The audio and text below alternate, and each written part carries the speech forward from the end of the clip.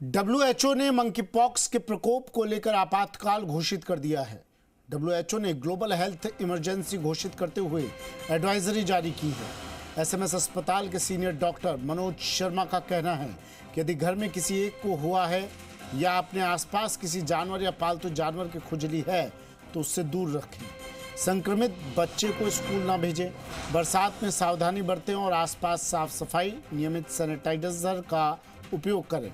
इसके साथ उन्होंने कहा कि समय पर इलाज मिलने से मरीज की 5 से 7 दिनों में रिकवरी हो जाती है। परिचित है, उनसे मिलता जुलता ही है। से स्मॉल पॉक्स या चिकन पॉक्स तरह के वायरस है एक तरह का। इसमें शुरुआती जो खास इसकी विशेषता है वो रैसेस पाए जाते हैं। इसमें चेहरे पे, हाथ में, पैरों में, पूरी बॉडी पे रैश बनते हैं। उनके ऊपर धीरे धीरे 2 से 4 दिन बाद स्कैब यानी कि पपड़ी बनने लग जाती है। इसके अलावा जो लक्षण पाए जाते हैं जो सामान्यतः वायरल फीवर में पाए जाते हैं, बुखार, मांसपेशियों में दर्द, उल्टी के जैसा मन होना, नोजिया, ये सारी शिकायतें भी मरीज को मिल सकती है।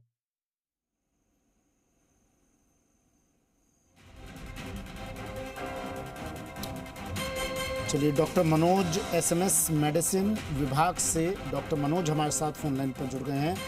डॉक्टर मनोज, स्वागत है आपका जी राजस्थान पर। और सर, ये थोड़ा समझाइए, चिकन पॉक्स तो सुना था, अब ये मंकी पॉक्स कितना खतरनाक, कितना डरावना? तो सबसे पहली बात तो ये कि ये एक वायरल डिजीज है जिसे ज्यादा घबराने या परेशान होने की जरूरत नहीं है। ये 2 से 4 वीक की सेल्फ लिमिटिंग डिजीज होती है, मतलब अधिकतम इसके लक्षण 2 से 4 वीक में, और अधिकांश मरीजों के ये स्वतः ही ठीक हो जाते हैं लक्षण।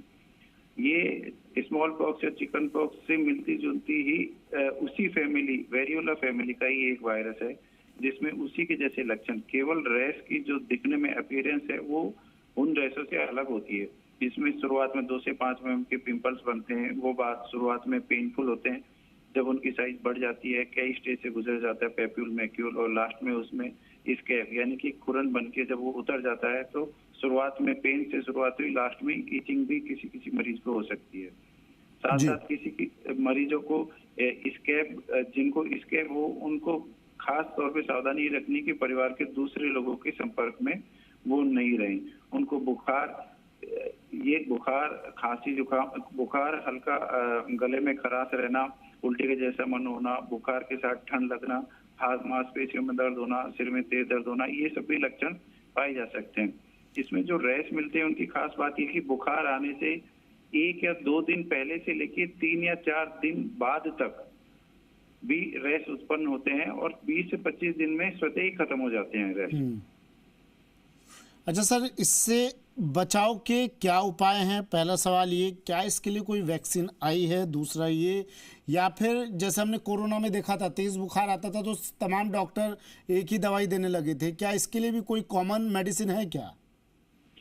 ये बाकी वायरल की तरह ही ज्यादातर वायरल जिनमें हम कोई स्पेसिफिक एंटीवायरल ड्रग का इस्तेमाल नहीं करते हैं, उन्हीं वायरल की तरह इसमें भी कोई बहुत स्पेसिफिक मेडिसिन नहीं है। हालांकि रिसर्च बेस 2022 में जब इसका एंडेमिक हुआ था उस टाइम टेकोविरिमेट करके ड्रग आती है, उसका यूज किया गया था। बट उन पेशेंट्स के इंडिकेशन यदि बहुत सीवियर सिम्टम्स हो और आपको लगता है कि आप इस एंटीवायरल ड्रग का यूज करना बहुत अति आवश्यक है, उसी कंडीशन में किया जाना उचित है। Otherwise symptomatic treatment, plenty of fluid लेना, दूसरों से बचाव करके रखना, बुखार के लिए या गले में खराश या उल्टी के जैसा मन होना, तो उनके लिए सिम्टोमेटिक ट्रीटमेंट लेते रहें। ज्यादा से ज्यादा पानी पीते रहने, लिक्विड किसी भी फॉर्म में पिए, आपकी इम्यूनिटी को बूस्ट करेगी और वायरस से लड़ने के लिए आपको क्षमता प्रदान करेगी। दूसरी बात आपने पूछी वैक्सीन। हाँ, इसके लिए वैक्सीन 2 वैक्सीन आई थी, लेकिन वो वैक्सीन यूज भी की जाती हैं और वो वैक्सीन उसी कंडीशन में जब बहुत ज्यादा स्प्रेड एंडेमिक रीजन में आप रहते हो तो उस स्थिति में आपको वैक्सीनेशन करवाना चाहिए। बाकी यूजुअली नॉर्मल आदमी को जैसे साधारण फ्लू का अपन वैक्सीन आमतौर पर नहीं लगवाते हैं, वैसे ही अनावश्यक लगवाने की जरूरत नहीं है। और दूसरी सबसे जो प्रमुख बात है, अनावश्यक इससे पैनिक होने की भी आवश्यकता नहीं है।